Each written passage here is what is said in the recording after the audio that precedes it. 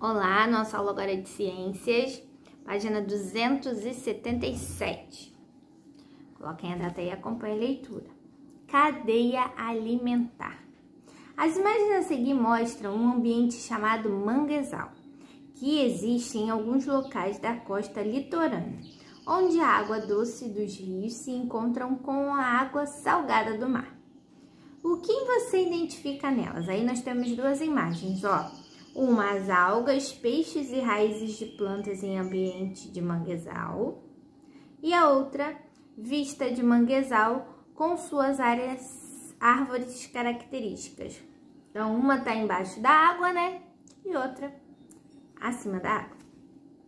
Nesse ambiente, muitas espécies de animais marinhos encontram alimento e abrigo entre as raízes das árvores, onde se escondem de predadores. Ali, as águas rasas e quase paradas favorecem a acumulação de matérias orgânicas que chega dos rios e do mar. Grande quantidade de seres vivos, como fungos e bactérias, decompõem essa matéria orgânica e as partículas resultantes são aproveitadas como alimentos por outros seres que lá vivem. Há uma grande diversidade de animais no manguezal, entre os quais peixes juvenis, camarões, siris, ostras, caranguejos e mariscos. Esses animais alimentam-se também de resto de folhas e caules de árvores características do mangue, com raízes longas que em parte fica fora da água, possibilitando a respiração da planta. O mangue é conhecido como berçário do mar, pois muitos peixes e outros seres vivos marinhos vão a esse ambiente de águas calmas e rasas e rico em alimentos para se reproduzir e para que seus filhotes ali se desenvolvam nos primeiros dias de vida. Virou a página. Relações dos seres vivos na cadeia alimentar. Em qualquer ambiente do planeta, os seres vivos estabelecem relações entre si para que possam se alimentar, reproduzir e ter abrigo. Essas relações são necessárias para a sobrevivência deles. Elas ficam mais claras quando pensamos na alimentação. Alguns seres produzem o próprio alimento e os demais se alimentam de outros seres vivos ou de seus restos. Assim se forma a cadeia alimentar, né? Que é a representação da sequência em que os seres vivos servem de alimentos uns para os outros, sucessivamente. Dessa forma, os nutrientes e a energia são transferidos de um organismo para outro ao longo da cadeia alimentar. Observe esse exemplo aí, ó.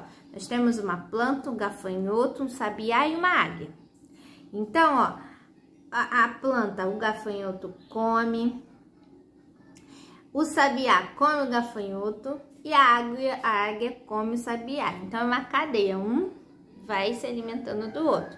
Isso se chama cadeia alimentar. Essa aí, ó, representação simplificada em cores, fantasia e tamanho sem escala. Aí só tá como é que eu posso dizer? É só para vocês entenderem, não é desse tamanho que são essas imagens, né? Elas estão aí simplificadas e no tamanho, uma escala menor, menorzinho. Representação esquemática de uma cadeia alimentar. O gafanhoto se alimenta das folhas da árvore e serve de alimento para o sabiá. Este serve de alimento para a águia, uma ave rápida, né? Que, portanto, é carnívora. As cadeias alimentares são compostas de organismos produtores, consumidores e decompositores. Vamos ver primeiro os produtores. São as plantas que produzem seu alimento por meio da fotossíntese e consistem à base da cadeia alimentar. Na fotossíntese, o gás carbônico e a água são formados em glicose. São transformados, né, em glicose. Um tipo de açúcar utilizado pelas plantas como alimento, ou seja, como fonte de matéria e energia. Outros nutrientes necessários para a vida das plantas, como os sais minerais, são retiradas do solo ou da água por meio das raízes. Nos ambientes aquáticos, a fotossíntese possibilita o desenvolvimento de algas que servem de alimentos para os peixes e outros animais aquáticos. Então, aí, ó, do lado, né, vou colocar aqui no vídeo, a energia solar é absorvida pela clorofila. Clorofila é esse verdinho que a folha tem, né?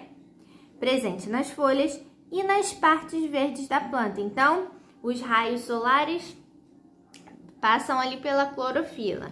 Depois, também tem a absorção, né, do gás carbônico. O gás carbônico passa por ali também, que elimina o oxigênio, porque ela limpa, ela transforma, né, através das folhas, ela transforma o gás carbônico em oxigênio. Então, ela limpa o gás carbônico para virar o oxigênio, que é o que nós respiramos. Por isso que é tão importante não desmatar, né? Porque as árvores, elas purificam o nosso ar. Aí tem a produção de glicose pela fotossíntese, absorção de águas e sais minerais pelas raízes, né? Virou a página. Agora, seres consumidores. Então, o primeiro que nós estudamos são produtores, eles produzem, né? Agora, os consumidores. Os seres vivos que não produzem seus próprios alimentos são chamados nas cadeias alimentares, né, de consumidores. Então, eles não produzem o seu próprio alimento. A cadeia alimentar, o ser vivo que se alimenta diretamente de seres produtores é chamado de consumidor primário. Então, esses são os primários, né? O ser vivo que se alimenta diretamente de seres produtores. Então, são os primários. Os consumidores secundários obtêm nutrientes e energia alimentando-se de seres que são consumidores primários. Então, ó, vamos ver um esqueminha aí, ó. Nós temos a grama, que ela é um produtor, né? Ela produz seu próprio alimento. O grilo, que se alimenta da graminha, porque ele é um primário, que ele se alimenta do produtor. Então, quem se alimenta do produtor é primário. E quem se alimenta desse... Recapitulando. A graminha, ela é o produtor. Ela produz o seu próprio alimento. Aí vai vir um gafanhoto e vai comer a graminha. Ele é um produtor, um consumidor, né, primário, que ele primeiro se alimenta do produtor. Aí vem o sapo, ele é um produtor secundário, porque ele se alimenta desse consumidor primário. Deu para entender? Então, ó, nas cadeias alimentares, as transferências de energia de um organismo para outro são representadas por meio de setas. Aí nós temos, ó, representação de uma cadeia alimentar. O grilo é o consumidor primário e o sapo é o secundário. Vamos lá. As cadeias alimentares podem ser grandes. Dessa forma, os animais que se alimentam de consumidores secundários são chamados de consumidores terciários. E assim por diante. No exemplo a seguir, os sapos podem ser alimento para as serpentes, que são consumidores terciários. Aí nós temos uma outra representação com imagem, ó. A grama, que é o produtor, aí vem o grilo, consumidor primário, o sapo, consumidor secundário, e a serpente, que é terciário, né? Neste exemplo, a serpente se alimenta do sapo. Ela é um consumidor terciário. Dependendo da cadeia alimentar, um mesmo ser vivo pode ser consumido primário ou secundário. Esse é o caso dos seres humanos. Quando nos alimentamos de vegetais, como feijão, arroz, salada, somos consumidores primários. Mas quando nos alimentamos de carne de alguns animais, somos consumidores secundários. Virou a página. Agora vamos seres decompositores. Todos os seres vivos, quando morrem, sofrem a ação dos organismos decompositores, como bactérias e fungos. Esses organismos consomem os nutrientes armazenados nos restos de outros seres vivos, assim como em fezes de animais, folhas mortas, frutos e sementes. Os nutrientes que não são consumidos pelos decompositores e se juntam ao solo se tornam novamente disponíveis aos seres produtores. Assim, os nutrientes voltam para a cadeia alimentar como nutrientes para os seres vivos. Então, aí nós temos as plantas, que são produtores, a capivara, consumidor primário, e a onça, consumidor secundário.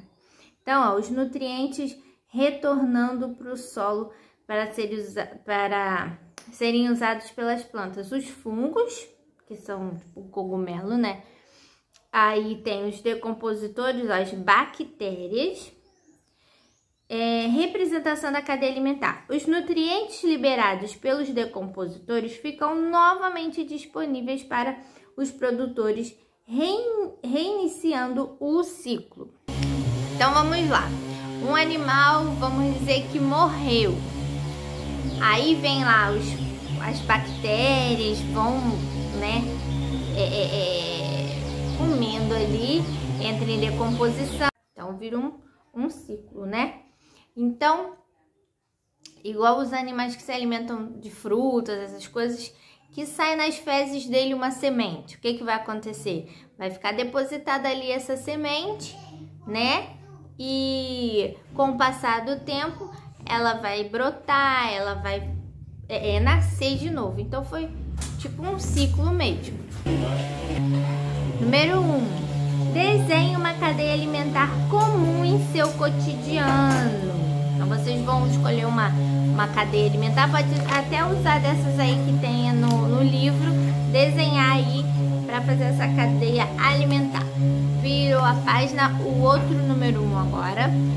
Qual é a importância das plantas na cadeia alimentar? 2. Qual a função desses seres da fotografia em uma cadeia alimentar? Tem aí essa fotinha aí de uns fungos. Parece cogumelo, né? Mas não é. Fungos em pedaços de tronco de árvore morta. 3. Observe o exemplo da cadeia alimentar representado no esquema abaixo. Preencha as linhas indicando as funções de cada ser vivo na cadeia alimentar. Então, vocês vão colocar quem é produtor, quem é consumidor primário, quem é consumidor secundário e terciário.